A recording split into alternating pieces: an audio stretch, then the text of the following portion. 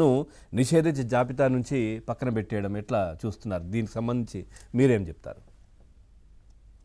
ముందుగా మీకు అట్లాగే మన ఏబిఎన్ వీక్షకులకి ప్యానెల్లో ఉన్న మిత్రులకి గుడ్ ఆఫ్టర్నూన్ అండి, నమస్కారం అందరికి. సార్ నమస్తే. అట్లాగే నూతన సంవత్సర శుభాకాంక్షలు అందరికి. సార్ మీకు కూడా.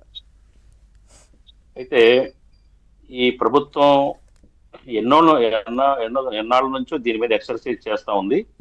కరెక్ట్ గా గత సంవత్సరం 2025 జనవరి 4వ తేదీన మంత్రి సత్యనారాయణ ప్రసాద్ గారు వీటి మీద ఒక స్టేట్మెంట్ చేశారు. త్వరలో మేము ఈ భూముల్ని 22A సెక్షన్ కింద నుంచి బయటకు తీసుకొస్తాము, కొన్ని కేటగిరీస్ భూములు అని చెప్పేసి అప్పట్లో ఆయన ప్రకటించడం జరిగింది. అయితే దాని తర్వాత మరి అనేక దఫాలుగా డిమాండ్స్, ప్రజల డిమాండ్స్ కానివ్వండి, రైతాంగం డిమాండ్స్ కానివ్వండి చేస్తున్నప్పటికీ కూడా అది వర్కౌట్ అవ్వలేదు. మరి ఎట్టకేళ్ళకి ఏంటంటే 1 year తర్వాత, ప్రకటించిన సంవత్సరం తర్వాత ఈ నిర్ణయం తీసుకోవటం, 5 కేటగిరీస్ లో ఉన్న భూముల్ని రిలీజ్ చేయటం అన్నది ఎంతో ముదావహం అండి. ఇది స్వాగతిస్తున్నాం కాంగ్రెస్ పార్టీ నుంచి.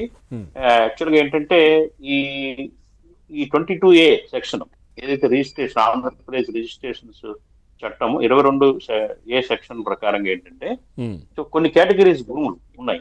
ఏదైతే అసైన్డ్, ముఖ్యంగా ఏంటంటే అసైన్డ్ భూముల్ని ప్రొటెక్ట్ చేయడం కోసం ఈ చట్టంలో ఈ సెక్షన్ ని ప్రతిపాదించడం జరిగింది. అప్పట్లో అసైన్డ్ భూములు కానివ్వండి, అట్లాగే ప్రభుత్వ భూముల్లో ఉన్న సైనికులకి, అట్లాగే స్వాతంత్ర సమరయోధులకి, అలాగే ఏంటంటే రాజకీయ బాధితులకి, అట్లాగే అంతకుముందు పూర్వం నుంచి అది ఫ్రీ హోల్డ్ ల్యాండ్స్, ఇవన్నీ కూడా ఏంటంటే ఇప్పటి వరకు 22 సెక్షన్ ఏ సెక్షన్ కింద ఆ జాబితాలో ఉన్నాయి.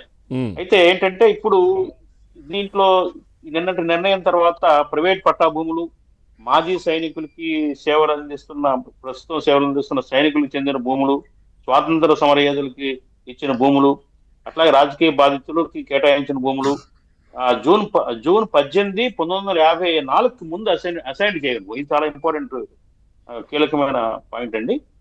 1954 జూన్ 18కి ముందు అసైన్ చేయబడిన భూములు, వీటిలో పరిధి నుంచి తప్పించారు. ఏదైతే 22A సెక్షన్ 22A ఇదేంటి, దీనివల్ల ఏంటంటే రైట్ ఆఫ్ ది టైటిల్ ఏదైతే ఉందో వాటికి దృఢంగా ఎవరైతే వాళ్ళకి ఓనర్షిప్ ఉందో ఆ ఓనర్షిప్ అనేది పటిష్టంగా ఉంటుంది. అట్లాగే ఏంటంటే ప్రొటెక్షన్, ఈ భూములను మళ్ళీ అన్యాక్రాంతం కాకుండా ప్రొటెక్ట్ చేయడానికి కూడా ఉపయోగం ఉంటుందండి. అంతేగాక ఈ ల్యాండ్ గ్రాబర్స్ వేధింపులు, వీటి నుంచి కూడా కొంతవరకు ఉపశమనం కలుగుతా ఉంది. మీరు కూడా రియల్ ఎస్టేట్ రంగంలో, అదేవిధంగా కన్స్ట్రక్షన్ రంగంలో ఇవన్నీ కూడా ఉన్నారు. ఈ ల్యాండ్స్, తర్వాత అగ్రికల్చర్, ఇవన్నీ కూడా చూస్తుంటారు. ఇవన్నీ కూడా ఏంటి సార్, దీంట్లో మీరు అబ్జర్వ్ చేసింది ఏంటి? జగన్మోహన్ రెడ్డి అధికారంలో ఉన్నప్పుడు దీంట్లో జరిగినటువంటి దోపిడీ ఏంటి, మీరు అబ్జర్వ్ చేసింది ఏంటి? ఇప్పుడు దానివల్ల లాభం ఏంటి? ఇప్పుడు ఏది ఈ చేయడం వల్ల? ఇప్పుడు యాక్చువల్గా ఈ రాజకీయ, ఆ పార్టీ అని ఈ పార్టీ అని చెప్పను, ఈ రాజకీయాల్లో ఉన్నవారు బడా వాళ్ళ కళ్ళన్నీ కూడా భూముల మీద ఉన్నాయి. ఎక్కడెక్కడ గవర్నమెంట్ భూములు ఉన్నాయి. అట్లాగే ఏంటంటే ఇట్లా అదర్ కేటగిరీస్ కి కేటాయించిన భూముల మీద వాటిని చౌకగా తీసుకోవటం, ఆ ల్యాండ్స్ వాళ్ళకి పట్టాలు రిజిస్ట్రేషన్ అవనందువల్ల వాటిని చౌకగా తక్కువ రేటు తీసుకొని గ్రాప్ చేయటం, దాంట్లో కన్స్ట్రక్షన్ చేయటం, అవన్నీ చేస్తూ ఉంటారు. గత ప్రభుత్వం మీరు ఇందాక చెప్పారు, దాదాపు 13 లక్షల పైచిలుకు ఎకరాల్లో ఉన్న భూముల్ని 5.7 లక్షల ఎకరాలని అక్రమంగా వేరే అన్యాక్రాంతం చేయడం కోసం జగన్మోహన్ రెడ్డి గారి ప్రభుత్వం రిలీజ్ చేసింది. దీంట్లో ఈ సెక్షన్ కింద ఇది రిస్ట్రిక్టెడ్, ప్రొహిబిటెడ్ ల్యాండ్స్ ఇవన్నీ కూడా. ఎవరికి ఇంకొకళ్ళకి ట్రాన్స్ఫర్ చేయడానికి కానివ్వండి, లేకపోతే అమ్ముకోవడానికి కానివ్వండి, రిజిస్ట్రేషన్ చేయడానికి కానివ్వండి అవకాశం లేని ల్యాండ్స్ ఇవి. అంటే ఒక కేటగరైజ్డ్ ల్యాండ్స్ ఇవి. ఈ కేటగరైజ్డ్ ల్యాండ్స్ ని జగన్మోహన్ రెడ్డి గారి హయాంలో ఏంటంటే అన్యాక్రాంతం చేయడం కోసం, వాళ్ళ బినామీలకు, అస్మదీయులకు, వాళ్ళకి అందరికి కంటబెట్టడం కోసం ఈ 5.5 లక్షల ఎకరాలకు పైగా వాటిని బయటకు తీసుకొచ్చి అక్రమంగా దానికి ఒక చట్టం ఇప్పుడు ఏంటంటే అధికారికంగా వీటిని తీసుకొచ్చారు బయటికి. గతంలో ఏంటంటే అలా కాకుండా అక్రమంగా వాటిని బయటకు తీసుకొచ్చి అన్యాక్రాంతం అయినట్టుగా తెలుస్తా ఉంది.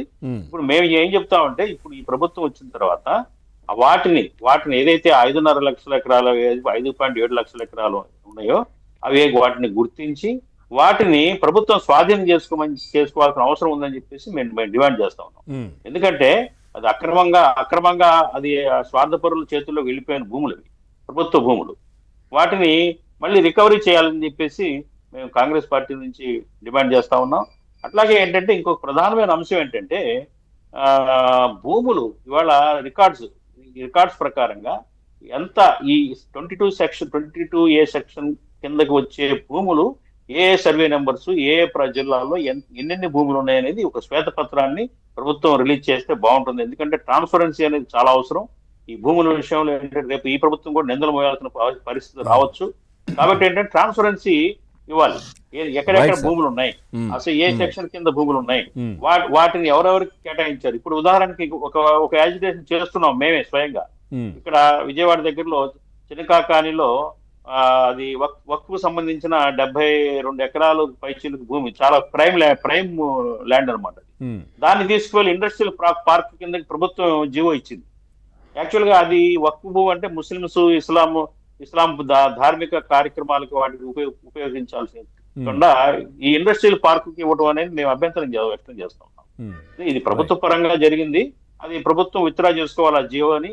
అట్లాగే దానికి ఇండస్ట్రియల్ పార్క్ చాలా భూములు ఉన్నాయి, ఇక్కడ హైవే దగ్గర ఇవ్వాల్సిన అవసరం లేదనేది కూడా మేము చెప్తా ఉన్నాం. ఇదే పద్ధతిలో అందుకనే అంటున్నాను మేమేమంటున్నాం అంటే ట్రాన్స్పరెన్సీ కావాలి, ఏ భూములు ఎక్కడెక్కడ ఉన్నాయి.